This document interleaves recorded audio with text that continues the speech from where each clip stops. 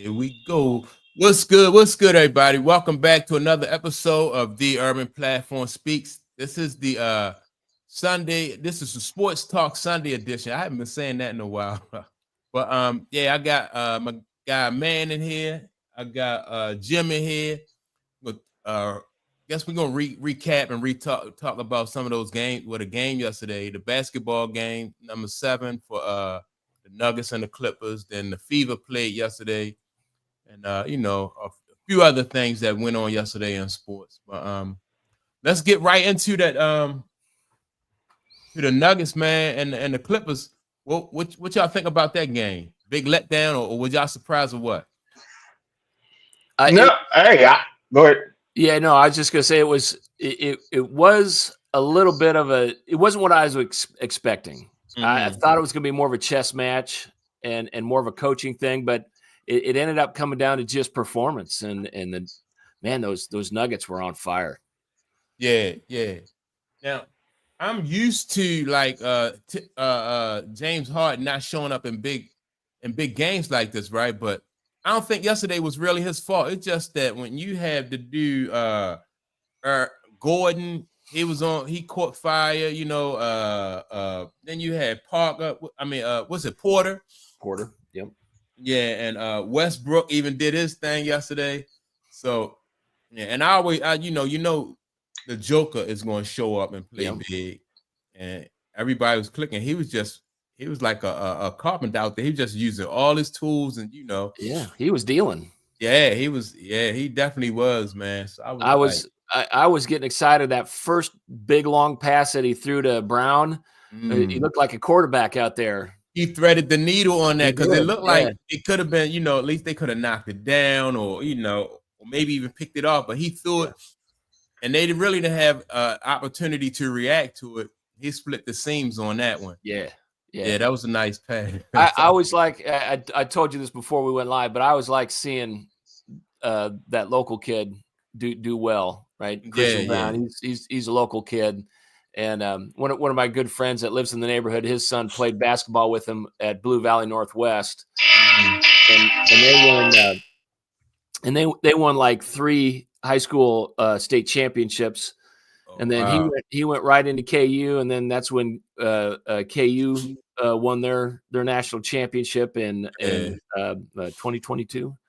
And then he gets drafted and goes right to right to the Nuggets, and then of course his rookie season. That's the year that the Nuggets won. Yeah. So local kid does good. Yeah, he's doing it up. And so you say he won at all 3 levels? Yeah. Yeah. He's making it look easy. This Aaron Gordon looked good yesterday too. Oh yeah. Some of those guys were just couldn't miss, and Gordon just every time the Clippers were trying to push back and make a run, man, he would throw in a dagger and just just keep it moving.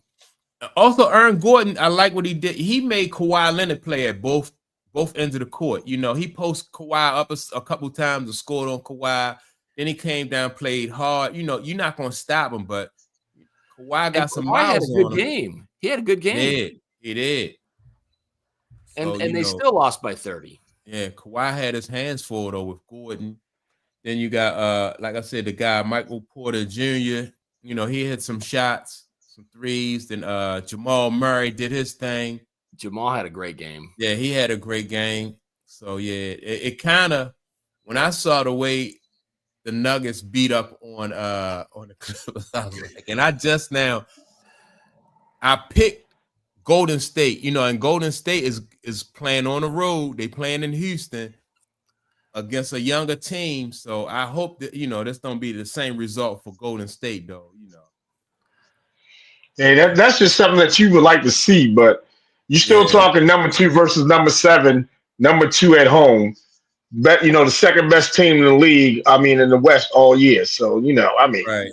Yeah. So I think the weird thing about the West though is just how compact the teams were down at the end, because they were all you definitely had OKC at the top of the pyramid there, and Houston was playing great all season, right? So they're young and they're fast as well, but yeah, I don't think there's as big a separation between 1 and 7 in the West as there is as 1 and 7 in the East. Yeah, I mean, I can agree with that. And then so that's why, and I'm like I said, because Golden State has been there before, I'm hoping that they'll be able to to pull it out. But yeah, I can't really be mad at the performance of like I said, the Clippers yesterday, because they just ran into a team that was at home and a team that just got hot. You making excuses, Mike. You my man, but you making excuses, Mike.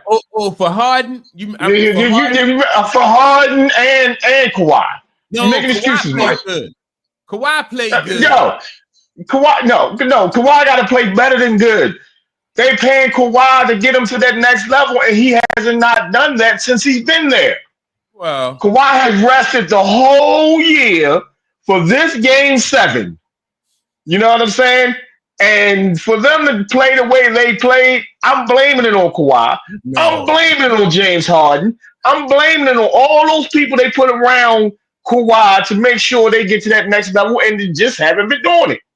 So look, the guy Powell for the Clippers, he had good game 6 he got off, but that's because they were they was at home, and so the role players for the Clippers played good in game 6.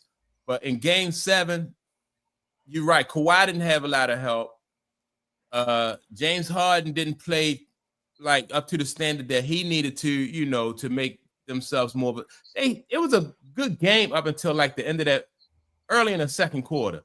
Once that second quarter, they just started to slowly just inch away from them and could never really, usually teams they go back and forth. One team will have a run. Then the next team will have a run, but it wasn't like that. Like like Denver never really fell off. They never had really like a downturn in their scoring. They just was consistent throughout, and they just continually piled on. So I'm not blaming that on Kawhi Leonard at all. Yo, you got to though. You got to. We seen Kawhi Leonard is. Yo, Kawhi Leonard is the heartbeat of that team. Kawhi Leonard is supposed to be the leader of that team. That's like saying if Chicago lose, you can't really blame it on Jordan. But Jordan taking 40 shots in the game. Well, Jordan always did his thing, just like Kawhi. Exactly. That's what I'm trying to tell you. Yeah. Kawhi is getting paid to get them boys over that next level, and since he's been there, he has not been doing it. He hasn't done it. We know from experience, from Kawhi past experience, that Kawhi, he's capable. He's sitting on 2 championships. So we know that he can do it. Listen, just because you're sitting on 2 championships 15, 20 years ago, that don't mean you're doing it now. Yeah. The Clippers are paying this man to get him to that next level. I mean, because you got to remember, for the past 10, maybe 12 years, the Clippers have had an okay team. Even when they had Blake Griffin on the team. They had an above-average team. They get to the playoffs. They just couldn't get to the next level. They bring Kawhi in specifically to get them to that next level. They put everything around Kawhi. I mean, if you look at the Clippers on paper, for the last 5-7 years, between 5 and 7 years, they done had an all-star type listing. I don't think so. I think come on. Once you get past Kawhi, they're inconsistent and shaky. Like we said, James Harden. No, come on. They done had Paul George. They done had Paul George up there. Playoff. Okay. They don't really show up. Come on. Paul George. What Paul George ever won? He never won anything. When Paul, you can't say Paul George has never been at the top of his game in the NBA. He's never been able to get nobody over the hump like Kawhi. Again, I'm talking. That's exactly what I'm talking about. The pieces they put around Kawhi. Yeah, they got to be healthy pieces, and they got to be guys who gonna come through in the clutch. James Harden. Man, come on, yo, you listen. Able to. Huh? Those guys haven't been able to come through in the clutch like Kawhi Leonard. The Kawhi Leonard hasn't been able to come in through the clutch. He got 2 rings. Dude, again, I'm talking about with the Clippers. Oh yeah. Well, The Clippers didn't acquire him so he could go around like I got 2 rings with 2 other teams. That's not why the Clippers got him. I'm just saying. Go ahead, Jim. Well, all I was going to say is, it's not like this was a 4-game sweep. They pushed it to a game 7. Right. So and it was a bad game. I don't know if it was a bad game for the Clippers, but it was just a situation where, the Nuggets just couldn't miss, man. Everything went their way, and you're absolutely right, man. You're putting the pressure on the Stars to. This is what you're getting paid to do. You got to stop them.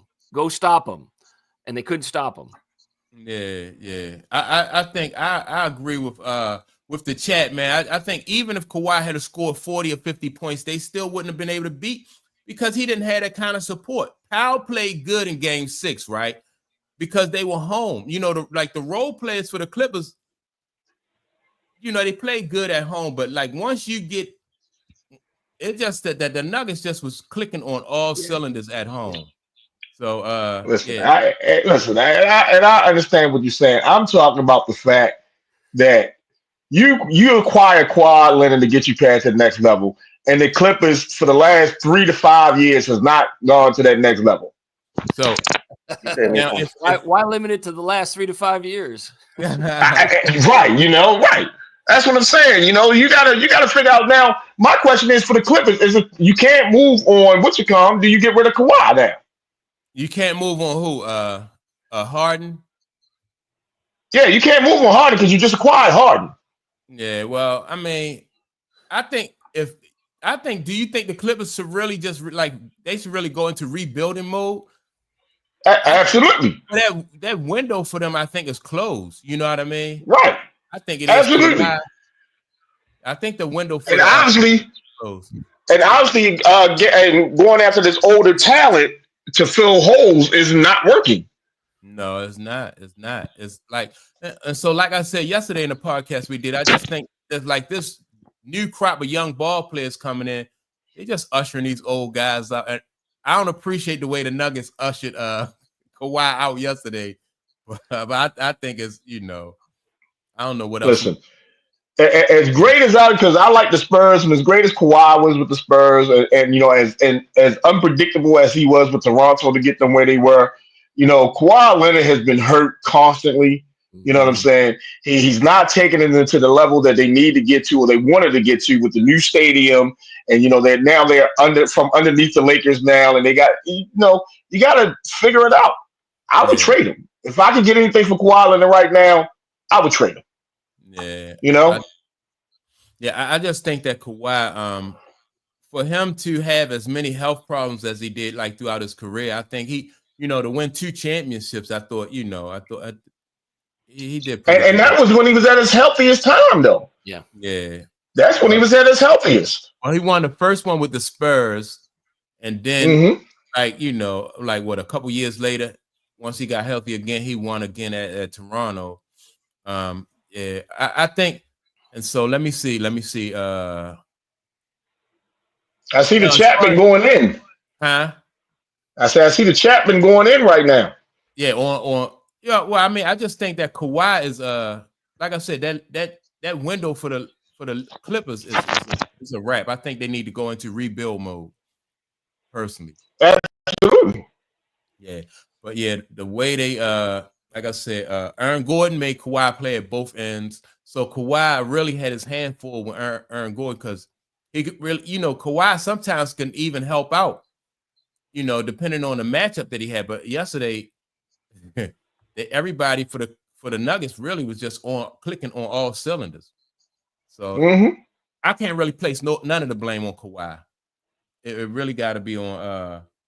He didn't get enough help. What do y'all think about the performance though of Westbrook? Westbrook was somebody else too who we thought, like sometimes in these big games, like Westbrook don't really. But he's not the centerpiece of that team, right? And so no, not. and that's where he's had trouble in the past with making poor decisions down at the end of a game. Mhm. And so he was high energy. He gave, I mean, he was trying to get that 1 tee. I mean, they're up so far. He was like, I'm going to let them know. Yeah. He was making a statement. So yeah, I think for Westbrook not being, like you said, the centerpiece of the team, I think that really suits him, and he's high energy. And so, like I said, Denver didn't really have a fall off. Like sometimes, like I said, they go back and forth, but Denver never had a fall off. And I think a big part of that was because of the energy that you got from not just Westbrook, but Gordon, and then you got Murray. He was steady throughout this, throughout the game. And so I just think they was outmatched in this game 7 for real. Hopefully, hey man, did you freeze up? No. Oh, okay. I'm here. I'm just listening. Oh yeah. Hey, I'm just listening because like I said yesterday, it was going to come down to the play of Harden and the play of Westbrook. Westbrook brought that energy when he got on that court. He brought that energy that the Denver needed at that time. Yeah. You know what I'm saying? And he ran at fast pace. He knew once you know that you got a team down and it's hard for them to come back. If you bring somebody like Westbrook that has a lot of energy to come back onto the floor, and he gets on there and just starts running them boys up and down the court, dude, he's a killer. Regardless of when he comes on the court, he's a killer. And he knew it. He knew they had him, so he was just like, let me go play high energy. Yeah, that's why it wasn't. And be a bully. And be a bully and give him attitude. Mm-hmm. Yeah. Right.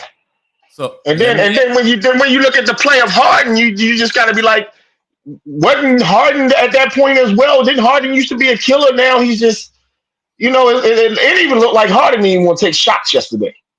Well, and I'm not sure because he was down. He was really trying to be a facilitator, though. Like trying to get other people involved. Yeah. And I understand that, but when you down by 15, 20 points and you're a scorer, you gotta become a scorer. Yeah. You know what I'm saying? You get people involved when it's a close game or you up. When you a scorer and you down by 15, 20 points, you gotta just say, look, I'm just gonna shoot the ball, but shoot us back into the game, and then I can start facilitating again.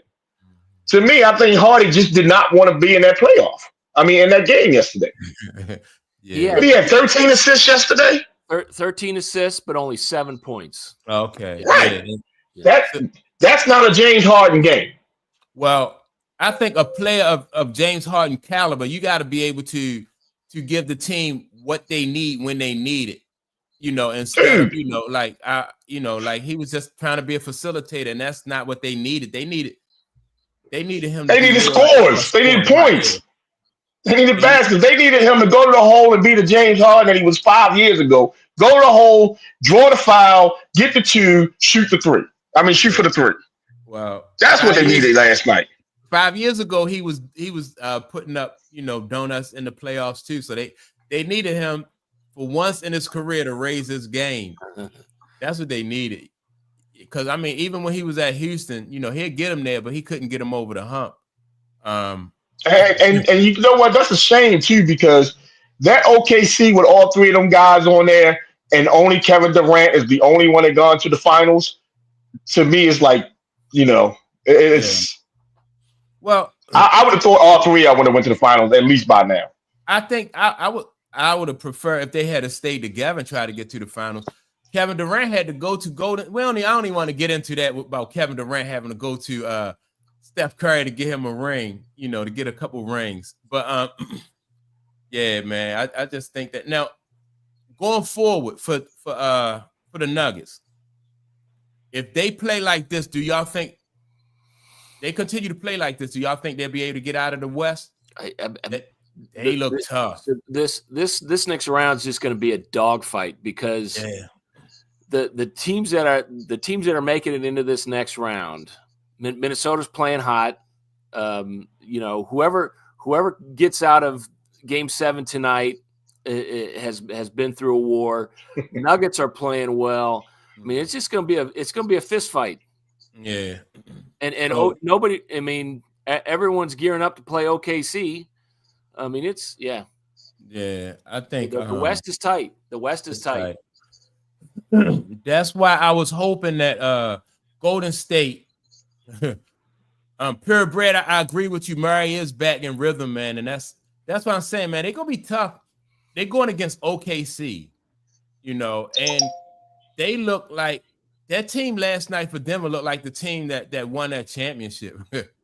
Everybody clicking on all cylinders. Then they playing tough at both ends, but they gonna really give OKC all they can handle. They physical, they play tough defense. That's gonna be a good series, OKC and Denver. And that game 7 is a good launching point into that matchup. Mm-hmm. Oh yeah, a big 30-point win, and you're stepping in against who everyone thinks is the big dog. Yeah, you got to go in there with that attitude, and yeah. So let me. So what are y'all feelings about who you think is going to come out like the winner in OKC, as far as OKC and Denver's concerned? If I say it's going to be a battle all the way down to Game 7, it'll probably be a 4-game sweep. So yeah, I don't know what's going to happen, because I've seen all these teams play in the regular season, and then we get to the playoffs, and all of a sudden I'm surprised at how things how things end up. Because I did not. I really didn't see the Clippers Nuggets going 7 games, and these teams are tight, and it ends like we talked about yesterday. It ends up being a matchup kind of thing, right? Because if the Warriors and the Timberwolves didn't end up 6 and 7, right? You flip those around, and the Warriors play the Lakers. I think the Warriors walk through the Lakers. Yeah. It's just about matchups. Right. Yeah. So, this gonna be tough. So we got some people picking the Nuggets the Thunder to beat the Nuggets. That's gonna be a tough. You got to go with the Vegas odds. I mean, you don't beat you don't bet against the Nuggets. I mean, the Thunder until they lose. That's just how it is. They've been the best team all year, and they're rested. Right. Not only are they rested, but they're young and they rested. Which is but that's the thing we've talked about, though, is how do the young kids react, right, to the spotlight, right? Yeah. So let's say the experience and the scheme gives them problems, right? And they push them to 6 or 7 games. Do they react in a way that gets them over the hump, or maybe they don't? Maybe they just wipe them out in 4 games. I don't know. Yeah. Well, see, I'm gonna tell y'all this though. I'm gonna tell you what really is gonna show what that series is gonna be about. Who wins game 1? Right. If Denver can win game 1, then that changes the dynamics of the way that series is going to go. But if the Thunder blow Denver out in game 1, I can just see the Thunder just being favored for the rest.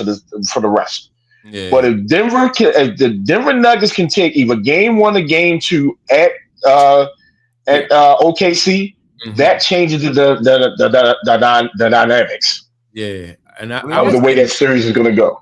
Yeah, that's what. Then I might say Denver could win this. That's what the Timberwolves did. They went in and they stole one in LA, and they did it convincingly with style. And people opened their eyes and said, "Hey, let's see what happens next." Yeah, I agree with that, man. Yeah, I do think it's important for Denver to get off to a good start in that series, and a game 1 win will definitely help them. But I still think it can go 7 though, because Denver got that experience. This is basically the same team they won their championship with. And so but if it goes 7, then I think it's OKC, because game 7 will be at OKC. So I don't think Denver can afford 7. I think Denver need to get him out in 6 or 5. They need to get that home field advantage, and then they need to be able to win with the home field advantage. If they got to go back to OKC in Game 7, I don't think they win that. Yeah. I agree with that, especially just coming off of a long, brutal 7-game series with the Clippers. Yeah. So I'm a reserve judgment on who I think can beat that series. I don't want to be that guy. Come on, Mike. Come on, Mike. You gotta say something now. If I had to pick right now, I think I would go with OKC just because they almost came out of the West last year. So I gotta say, and I think it's their year. I think they ready. Let me see. And so Purebred T says Houston wins game 7 tonight, right? I'm hoping you're wrong. The fact that this older team, Golden State, is in a game 7, I don't think that works in their favor. I don't know. And also I think like with Houston, I think the coach for Houston just found something that's working for them. They playing big and they just really punishing Golden State with that big lineup with what's the big guy name? What's the big guy? Şengün and Adams, right? They just really because they don't have really in Golden State nobody who can match up with that big lineup. Once you get past Draymond, Looney, he can't really play Şengün. He's not strong enough to play against Adams. So, everything's working, in my opinion, is working towards Houston favor, right? But I picked Golden State, so I'm gonna stay with my pick. So yesterday I said last night's game was going to be a toss-up, and of course it wasn't. It was totally one-sided. And so I'm feeling the same way. It's like if I say it's going to be a toss-up, then somebody's going to win big. The only thing that makes me think that Golden State has a chance is the names, right? If you've got if Draymond can be effective on the defensive end and be the bully that he can be and be active on the defensive end, and Steph is on and Jimmy can hit the mid range, then I mean they absolutely have a good shot. Yeah. But see, now with Steven Adams out there though, I don't know how much bullying Draymond can do. He just too big and too strong. He was pushing them guys around. But I will say that I like what Jimmy Butler did. What was that game? It wasn't game 5. Jimmy Butler came up big for him in game 5. So if that's the kind of performance you're going to need from Jimmy Butler, because they're going to definitely play big. They're going to play big. And so Steph Curry going to have to shoot the ball out of his mind. Jimmy Butler going to have to do what he do as far as like his mid-range and playing defense. It's not. Let me tell you what it is. Right. They can't have second chance opportunities. They got to make those shots and make them and come back on defense. If they don't make their first attempt at the shots, I don't think they're going to get too many second attempts because, Houston's going to play big. So they're going to grab rebounds. They're going to get those rebounds. So if Steph's not on and Jimmy Butler mid-range is not on, it could be a long night for Golden State. Yeah. Because they're not going to get between them. Yeah, they're not going to get too many second chances. Yeah. Like I said, so Jimmy Butler going to have to be on them boards with Draymond. This going to be I can't wait though. It's going to be a tough game. They know because like I said, they've been there before. They know, they got their work cut out for them. They playing on the road. Let me see. Steph and Jimmy have to set the tone early in this game, like game 1, or the Rockets will win this series. Yeah, they're gonna have to get off to because you don't want to be Steph Curry or Jimmy Butler, and then you playing to you gotta plan from behind. Yeah, it'll just take too much energy for a couple of old dudes. So you don't want to be playing from. I'm gonna tell you this.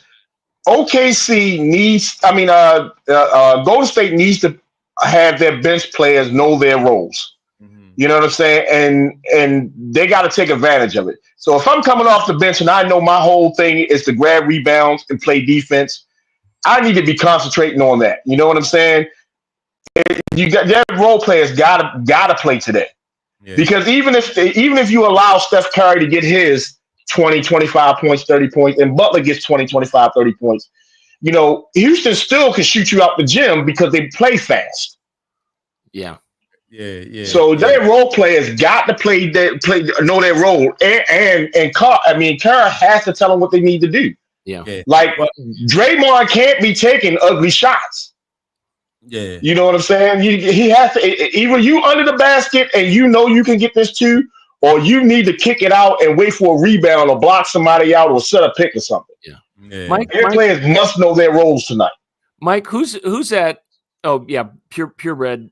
Yeah, Podzemski. Yeah, he's got to have a game like he did the other day. Mm-hmm. Yeah. Mm-hmm.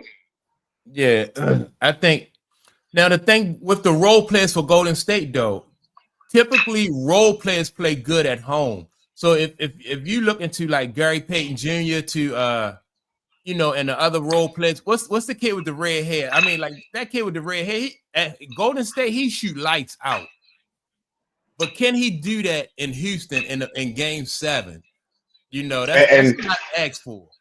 But hold up. But the key may be: do they want him to do that in a Game 7 on home? Huh?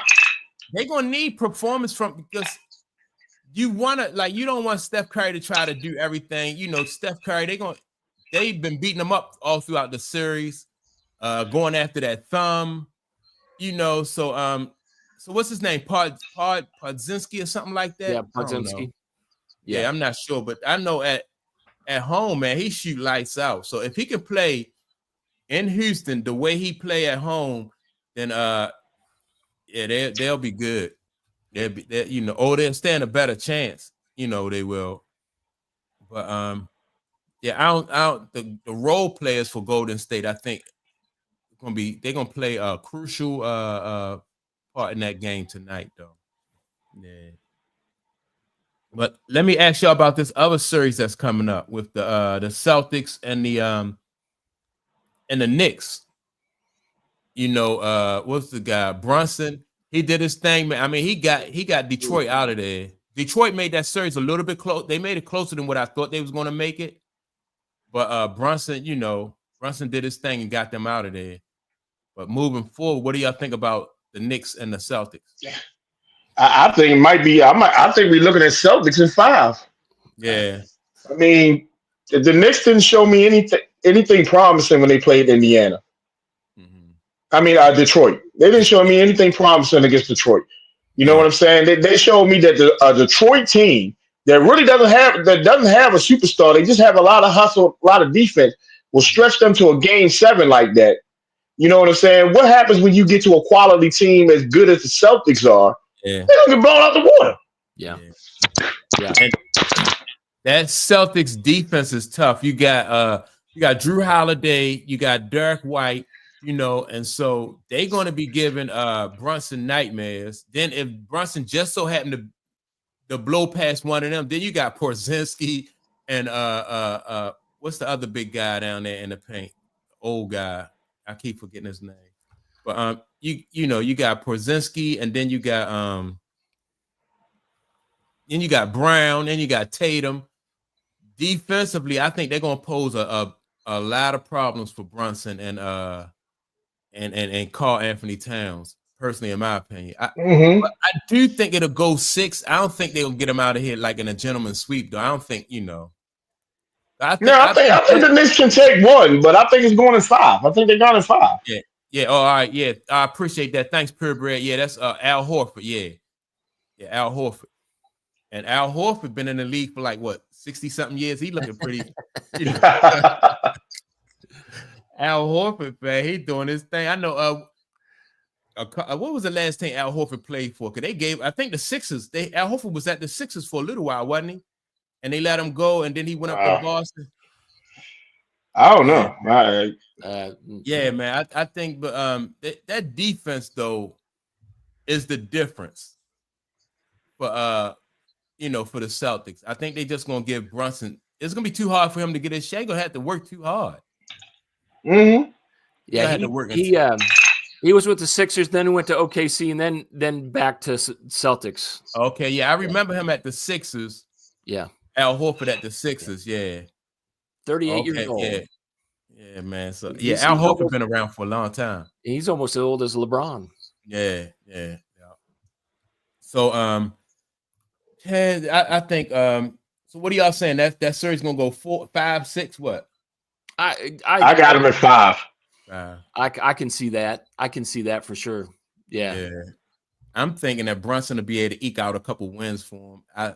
I think I got it in 6. I got the Celtics in 6. Yeah. It's not going 7. I don't think it's going 7. Yeah, I don't think it'll go 7. That would really surprise me. Yeah. So and forget about Pacers Cavs. That's just going to be a one-sided route. Right. Yeah. Well, I'm hoping not. Let me think about that. Tyrese Halliburton. Now, people say that Tyrese is overrated. But one thing I can say about Tyrese, his defense, you know what I mean? He played defensively. I think the Pacers are pretty solid. He needs to be more consistent. Yeah. He needs to be more consistent. Yeah. But I mean, again, Cavs are going to be rested and they're going to be young, and the thing that's maybe could possibly trip up the Cavs a little bit is looking forward to the Celtics.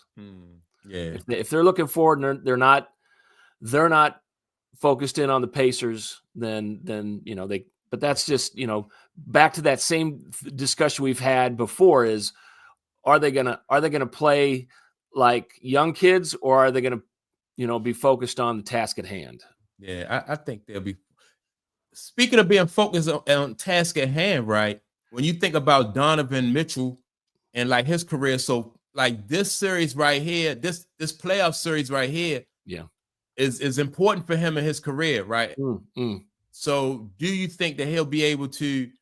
Is he going to be able to get, live up to or get his team over the hump? Basically, is what I'm trying to say. I absolutely think so. I mean, that backcourt with Garland in there too. Those two play great together. Yeah.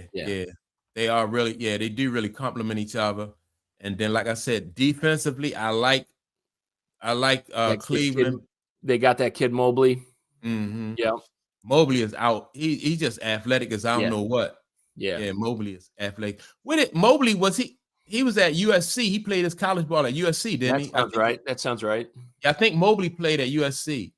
So look, man, I just asked Jim, like, how important is this series for Donovan Mitchell? Considering like his career, he got that mark on him. Like he hasn't been able to get his teams over the hump.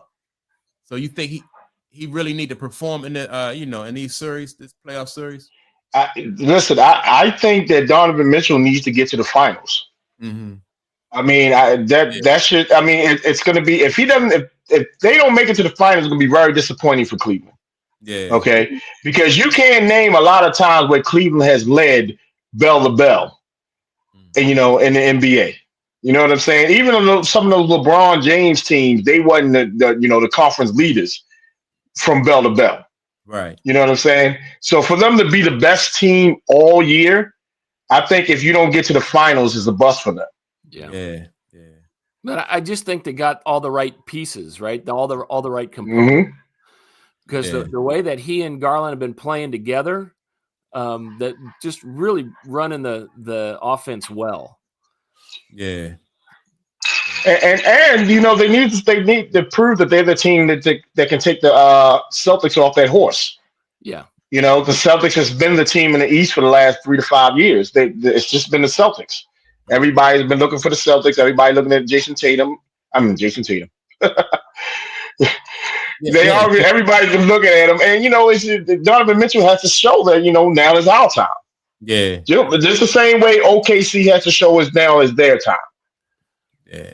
That's The going to be a problem, task. right? Yeah, But the problem with the difference between the two is the West hasn't had a consistent team go to the finals, whereas though the East has been consistently the Celtics. You know what I'm saying? So they have to knock the Celtics off for it to be a successful for Cleveland. They got to knock them. Yeah, I don't know what They got to play well. They got to play well against Indiana. Hopefully, they can get Indiana in 5. They can't take Indiana to 7. You know what I'm saying? And hopefully they get out with no injuries. Right. Rest up and then say, okay, we want the winner of the Celtics and the Knicks. Yeah. All right. So a healthy Celtics and a healthy Cavaliers. Like who do y'all like in that matchup? I mean, so the Celtics or the Cavs have been they've been trying to focus on getting to that spot the second half of the season, right? They've had their eyes on that. And with some of the moves they made, I think that's the thing they've been focused on. But I've said it before. To be the champs, you got to beat the champs. And right now, Celtics are the they're the big dog. Either they're the second seed, but they are going to be the favorite. They're definitely going to be the favorite. And right. you got to lean towards the Celtics until the Cavs prove me wrong. Right. Yeah. It's gonna be one of one of those things where I can see 7 games. I can see that going to 7 games. And not just because they're 2 good teams, but because the NBA needs it.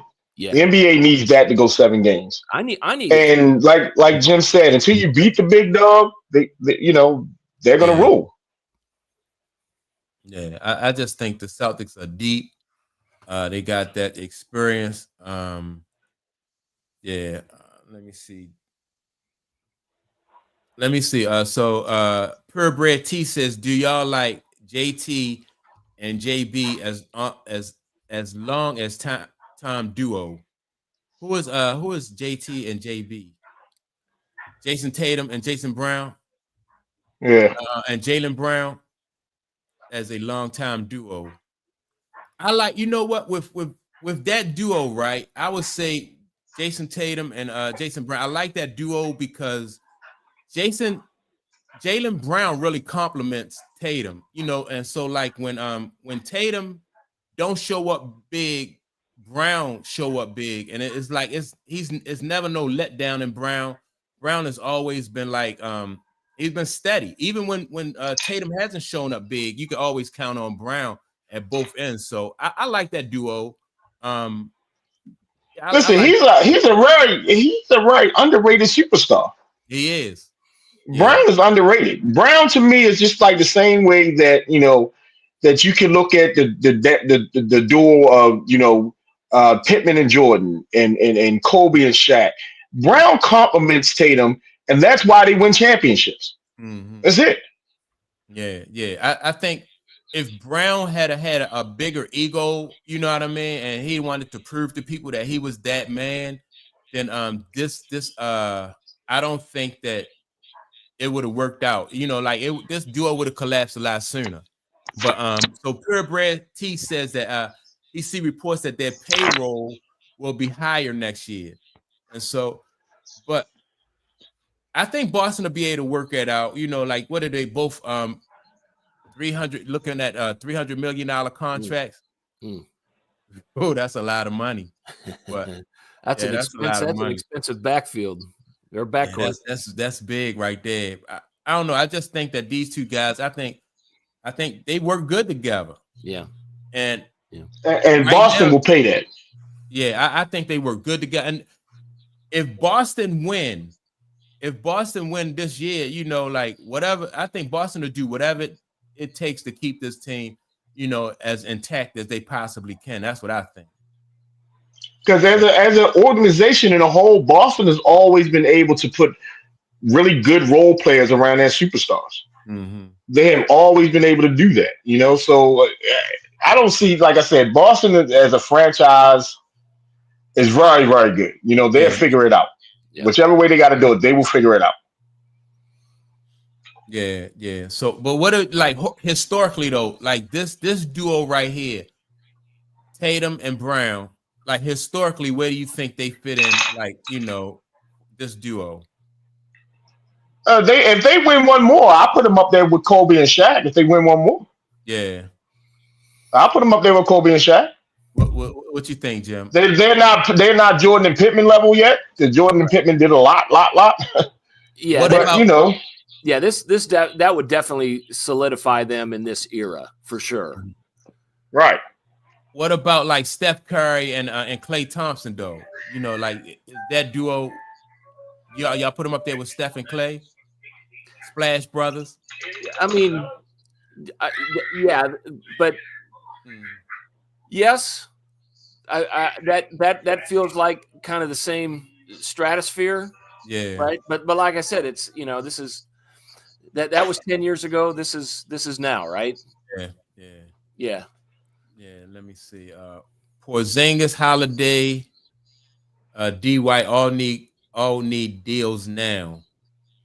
Yeah, that's true. So hopefully though, I just think that they'll be able to work deals out with these guys, man. Holiday, I'm saying like he's a team player. White, you know, seems like he's a team player. Porzingis, you know, all these guys seem like they just seem like they happy where they at too, you know, with the roles that they playing on this team. You know, Hey, long as you win the championships, most people are happy. yeah, You don't get too many people that are unhappy when winning championships, not unless they want to be the man. right, yeah. You know, yeah, just like Scottie Pippen ain't start to show out until his career was over. Michael. Right. You know, and same thing with Klay Thompson. Like, you know, when you're not winning, it's a whole different conversation. Yeah. You know, as far as like, you know, yeah. So I think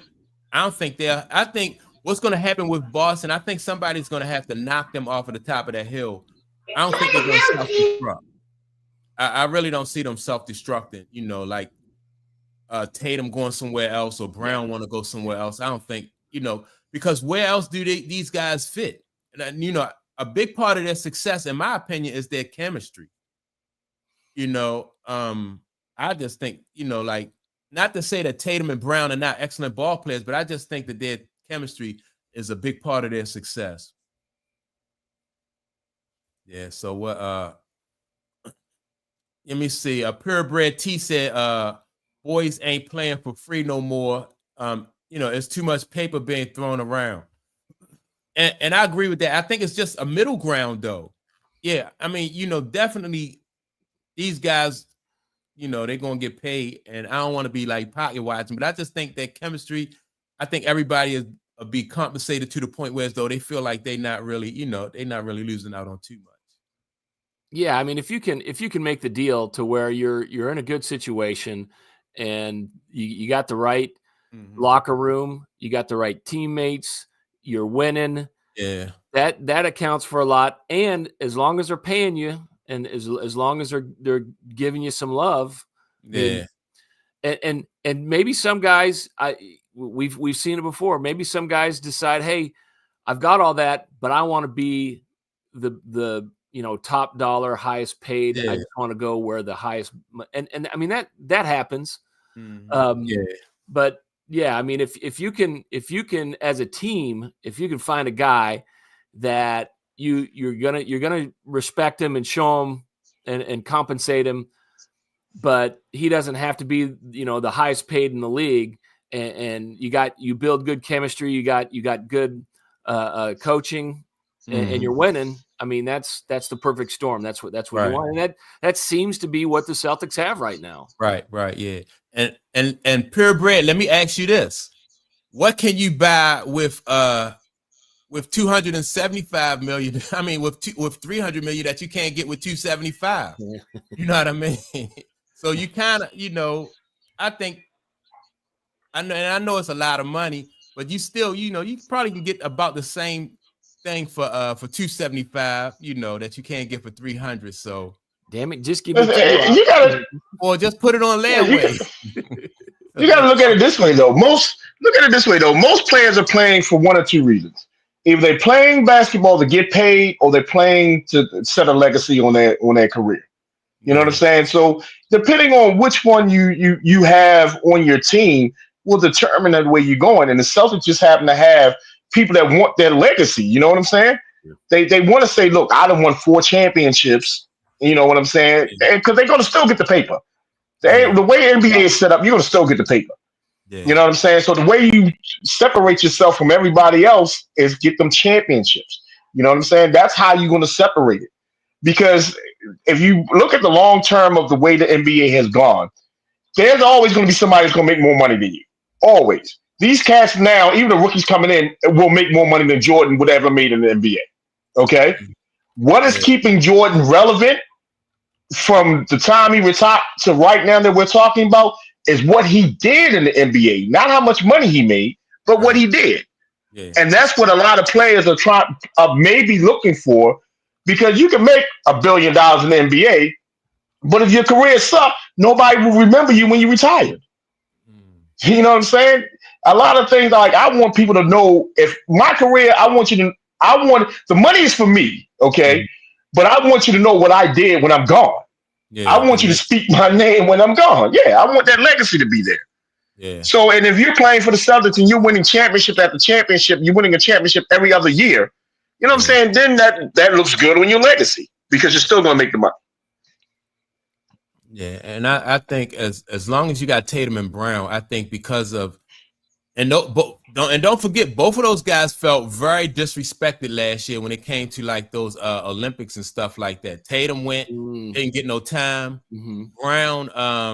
Brown didn't get the invite. They invited Derek White, instead of Brown. So yeah, I think those two guys, I think they just attached at the hip. But even look at the situation this way. They talk about Anthony Edwards as being the face of the NBA, right? But what has Tatum done that surpasses everything that Edwards has already done? You know what I'm saying? How come we're not talking about Tatum as the face of the NBA? And people brought that up, right, about Tatum. Tatum is just he's not a flashy guy. That's it. He's not a guy who beats on his chest, and so and I think, like, and when you play in Boston, I think a certain like Boston they win, but they more so about winning than that flash and that bravado, so that's what I think it is with Tatum. He's just not a flashy guy. I mean, how many pictures have you seen where Ant isn't smiling? He's just a likable kid. Yeah. He does goofy things, and he's got into a little bit of controversy here and there, but he's a great interview. You never know what he's going to say, and so that's that's you're waiting to see if he says something funny or something, But yeah, he's a great character, and he's always smiling, and he's always having fun, and he's a great talent. So Purebred T says, and I guess he referring to Tatum. Tatum has a ring but no charisma. And also he says that Tatum is light skinned, so there's light skin discrimination going on out there. So yeah, but the thing with Anthony Edwards, he said he didn't want to be the face of the league, though, and so right, but and that's my controversy. Because people saying he should be, but he hasn't won anything. Yeah. Well, I had that issue too with, like, when I was thinking about, like, Steph Curry career versus LeBron James career. Like, both of these guys have 4 rings. And in my opinion, I think Steph Curry is, like, more relatable to, like, the average man. Like, what is Steph Curry, like, 6'2"? And LeBron, like, what, 6'9", 260 pounds, move like a god. Like, most guys can't relate to that. So I don't know, but maybe Steph Curry don't have that charisma either that that they look for in the those guys who are the face of the league. Maybe he don't have that. Listen, I'm gonna tell you the difference between the two. All right, The difference in between the two is this: when LeBron stepped foot on the NBA court, he was crowned King James. Right. Yeah. Okay. That's from day one. Steph Curry, right from day one. Steph Curry came into the league and became Steph Curry. LeBron was LeBron James before he even stepped in the league. That's the difference in between the two. Yeah. If Steph was highly recruited and everything like LeBron was, we may be having a different conversation now because of what's going on towards the end of both of their careers. Yeah. But because of LeBron James was anointed king as soon as he stepped on the court, Steph didn't have a chance. Yeah, it was already Steph had to build his. Yeah. It was already established as that dude when he came to the league. Yeah. Yep. So purebred T want to know, would you guys say that Steph is more dominant than LeBron in this past decade? That's a good question. I think he's been more consistent in the last decade. Yeah. I think. I think Steph has built. I think Steph has built his career up to be more of, like you guys said, the more consistent, the more, how can I say this, the more reliable player. Okay. Yeah. Whereas LeBron, his career is going up and down. When he was with Miami and he said he doesn't really want to take the last shot, then people questioning like, well, is LeBron that guy? Because that guy wants the last shot all the time. You know what I'm saying? Then, he goes to Cleveland. He wins the championship at Cleveland. And then all the maneuvering he's going to get to LA. And the only thing he's really done in LA is won the championship in the bubble. So you're talking, what was the bubble, 30-game season or something like that when they won the championship in there? About 30, 40, something like that. Yeah. Yeah. So, you're looking at a different career spans, and each career went in a different way.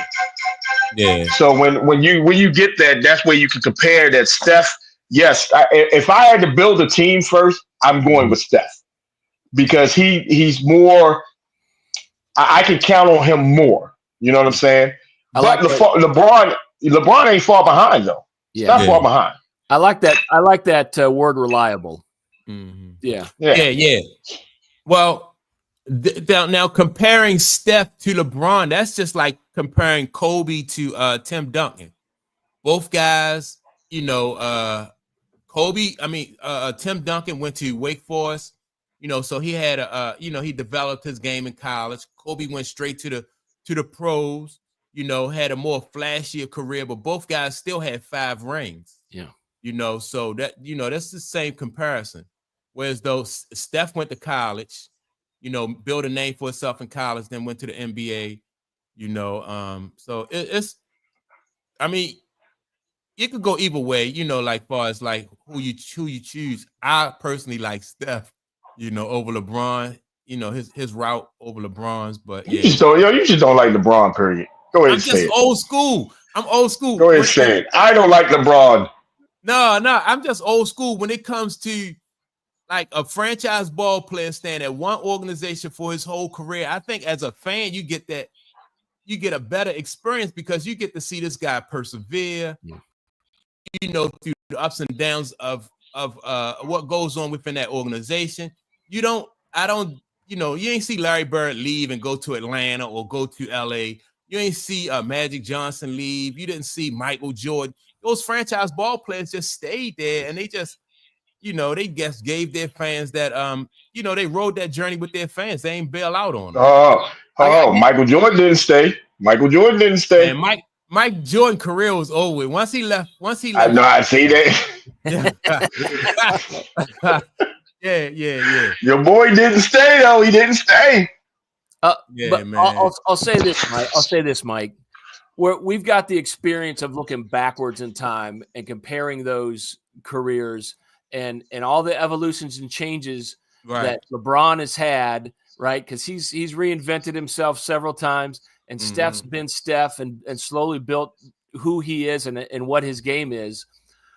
But if I go back and I'm trying to make the decision without all that knowledge, right? Mm-hmm. And I'm taking a 20-year-old LeBron or a 20-year-old or a 22-year-old Steph, I'm going to take LeBron every time. Yeah.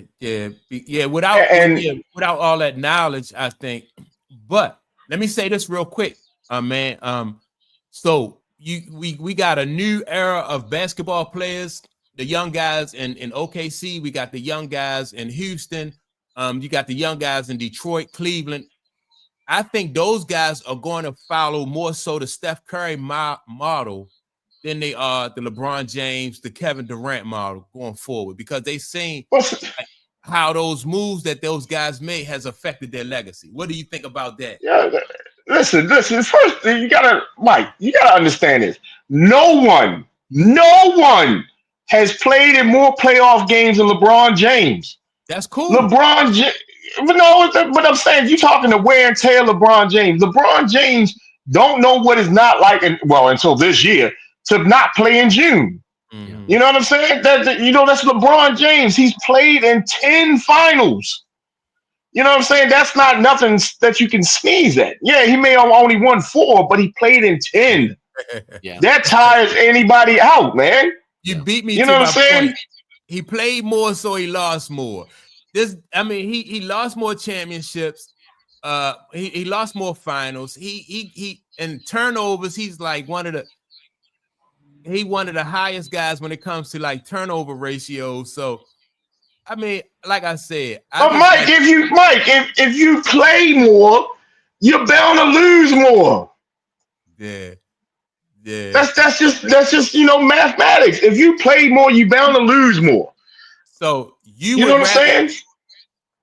So you would rather lose 6 out of 10 finals. You rather go there and lose. I'd rather be 4 and 6 in championships than 1-0. Yeah. For real? And let me ask you a question. When we talking about greatest, we're not talking about Steph Curry. We're talking about LeBron and Jordan. And that's what we're talking about. LeBron shouldn't even be in that conversation. He shouldn't even be in that conversation. Why? That's the problem, Mike. You want to put Steph up there, but if you go stat for stat, career for career, I mean, what's going on stat-wise? LeBron has outshined him. That's why we're talking about LeBron being the GOAT. LeBron outshined him because the NBA and the media put LeBron there. How many finals has Steph gone to? I think Steph went to like 6 altogether, 7. I think he lost. Okay, how many? He lost to LeBron 1 year. Who else? I think Steph won. But put it this way, he hasn't gone to 10. He hasn't gone to 10. No. Okay, so you can't dismiss that LeBron has went to 10 finals. You can't dismiss that. To look at it on the other hand, you got to say that in the finals, Steph is more successful than LeBron James. He went to 6, and because he hasn't gone to as many. He hasn't gone to as many. No, I'm not buying that. I'm not buying. I would rather go to 6 and win 4 than to go to 10. The math not math, and you talking about 6. And you know what? And Mike, and that's why people don't talk about Steph Curry being the GOAT. That's why they don't do it. I think the reason why, because you go to 10 finals, 10. You go to 10, you know how to make 10 finals, yo. Yeah. Mm-hmm. Jordan didn't even do that. Yeah. No. But Magic went to what, 9?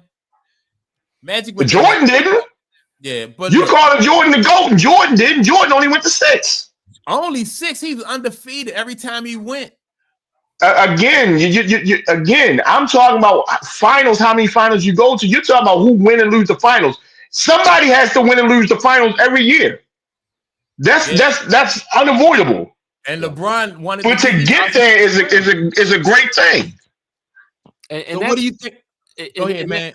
Jim. Yeah, and that's where we've had this conversation before. It's if you've made it there, that's great for a team. And he's been on great teams, have been a big contributor on great teams. But if your team wins or loses a championship, sometimes it's because one guy has taken over. But if you lose as a team. You don't lose as an individual. That I don't see it as a negative that his teams are 4-6 in championships, because it's not because he himself lost the championship. Well, let me ask y'all this. Lost the championship. Let me ask y'all this. Do y'all think that Jim Kelly is a great quarterback? He's absolutely one of the top. Yeah. All right. Yes. One of Jim the top Kelly, 10. Yes. Jim Kelly, I think I agree. Jim Kelly is a great quarterback, but because Jim Kelly, he made it to 4 Super Bowls, they don't bring Jim Kelly up. But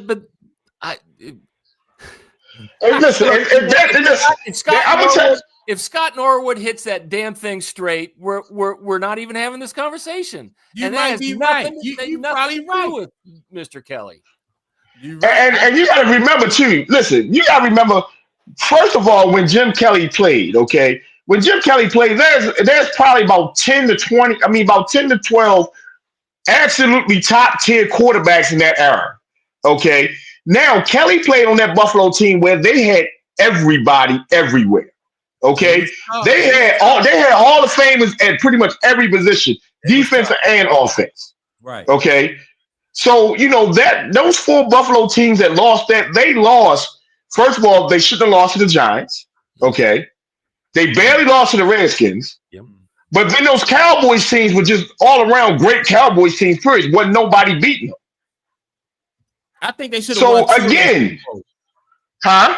I think Jim Kelly and them should have won 2 of those Super Bowls. They were in a good position to win 2 of those Super Bowls. They should have beat the Giants and they should have beat the Redskins. Yeah.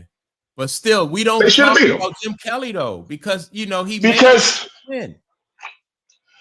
Jim Kelly has never had the stats that can go with being a great quarterback because he had great people around him. Yeah. When you had Thurman Thomas running the ball all the goddamn time, when running backs were essential in the NFL at that time, you know what I'm saying? He wasn't throwing for 400 yards a game. He didn't have to. You know what I'm saying? That's something that he did. It wasn't needed for him to do. But I'm gonna say this: hey, there's a lot of quarterbacks I would take. I would take Jim Kelly over in a heartbeat because he can manage a game. I would take Jim Kelly before a lot of quarterbacks too, like down throughout the years. But he was a beast. My point is that they just don't mention him because he didn't win. I take Jim Kelly before I take a lot of quarterbacks. But all right, but let me ask you a question. They mentioned Dan Marino as one of the best, and he ain't never won nothing. They mentioned him as one of the best quarterbacks. Who was that? Been to the Dan Marino. Been to the big game once and lost. Right. So what? And why did they do that? Because Dan Marino would throw for 4,000 yards a season, but his defense would suck. Yeah. So let me read this comment by Purebred T. He says, "My dad won state championship with Thurman Thomas in high school." Okay, nice. Okay, well, I'm gonna see where they played at. Where they played in Willow Ridge, Houston, Texas. Oh, okay, all right. That's what's up. That's what's up. Yeah, man. But so yeah. I just say this: when you talk about a player and their accomplishments, you got to add everything. Championships are great, and they go a long way too. But so do everything else. LeBron's the leading scorer. LeBron's the leading scorer in the NBA history. You know what I'm saying? If Emmitt Smith wouldn't have the running back, the most with the most yardage as a running back, we wouldn't be talking about Emmitt Smith as one of the greatest running backs ever. But he has the most yardage than any running back in NFL history. So he has to be in the conversation. You know what I'm saying? So all stats matter when you talk about somebody's career, not just championships. All stats matter. Well, context. I guess you're right. With context, you got to put it in context. Yeah. Because I'm a Barry Sanders fan. Right. When it comes to that. But, and people, and Barry Sanders went nowhere. I think what he won 2 playoff games in his whole career, something like that. Out that 1 or 2. You might be being generous. But we all know the reason why, because the team sucked. Yeah. Right. Yeah. But if you're a new generation, you never saw Barry Sanders run, and you never saw Barry Sanders' team, how can you even talk about Barry Sanders? He doesn't have the accolades to back him up. Yeah. All I can say is that's another great Kansan. Yeah. Let me all right, I got one more argument before we get out of here. Because I saw somebody. Yeah, because I gotta get go. All right, I gotta go. Real quick. I saw somebody had on their podcast who would win a one-on-one between Caitlin Clark and Bronny James. Bronny James. You know what? That's you know what? Argued. That's the beef. That ain't. You know what? That's right. the beef. One-on-one. Caitlin Clark, Bronny James. Bronny James. Come on. Now, I got a question for you, Mike. Go ahead. You in your prime or Bronny James? Oh, I beat him. I beat Bronny James. I love it. Bronny James. Oh no! If me back in '84 versus Bronny James, I cook Bronny James. Hey, you gotta remember, Bronny James made it to the NBA though. I don't care. I played against NBA talent. I played against NBA talent before, and did good. So I would I'd get Bronny James. So Mike in '84, huh? You'll be Bronny, huh? Oh yeah. And that's high school, Mike. That's not like high school, I'd have cooked Bronny James. It wouldn't even been Hey, I gotta admit, even in my prime, he'd probably destroy me in basketball. I was never a basketball player. Yeah. But you put him on a football field, that's another whole different story. I wasn't no football player at all. But I played basketball like I played football. Yeah. Like I would set a pick and throw my shoulders and try to knock somebody else at the pick. I mean, that's how bad my game was. Well, yeah, but that's how we played back in the day. Mm-hmm. Back in the 80s. Yeah. Hell yeah. Hey, I didn't throw a good enough pick unless they hit the ground as they was coming. That's when I knew I threw a good enough pick. Or when they get up and be like, yo, why ain't you call him out? That's when I knew I rang this bell. Yeah. But all right, so I want to read this. Purebred. He said, Mike, Jim, man, love the podcast. You guys are a great listen and very easy on the ears. Appreciate you, man. Appreciate you for tuning in and supporting the podcast. Yes, sir. Appreciate that. Also, we appreciate your input. You know what I mean? You come up with some. Hey, T, are you a Cowboys fan? Be a Cowboys fan, T, and then we really appreciate you. Yeah. I knew man was gonna appreciate that. Yeah, Cowboys. If he's a Cowboys fan, baby, yes, sir.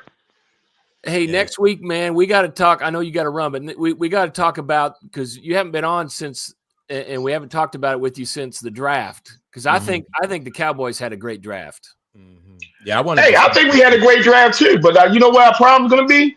Michael Parsons. We're still waiting to sign him, and somebody's going to sign another defensive star at another high level, and then we got to match it. So we're bad right now when it comes to money. Yeah, I do. We have to hit in the draft. Yeah. All right, gentlemen, I gotta go. All right, I appreciate you, man. Next Saturday, man. Next Saturday. Yeah. Hey, next Saturday, can we talk about some hockey? Hell yeah. All right. Yeah, we'll have more time next Saturday. Go Caps. Yeah, no doubt. Good. Yeah. All right, gentlemen. All right, man. All right, Jim. Appreciate y'all. Appreciate everybody who tuned in. Make sure to like and subscribe. Don't forget to tune in next Saturday at 1 p.m. And with that being said, man, and also leave a comment.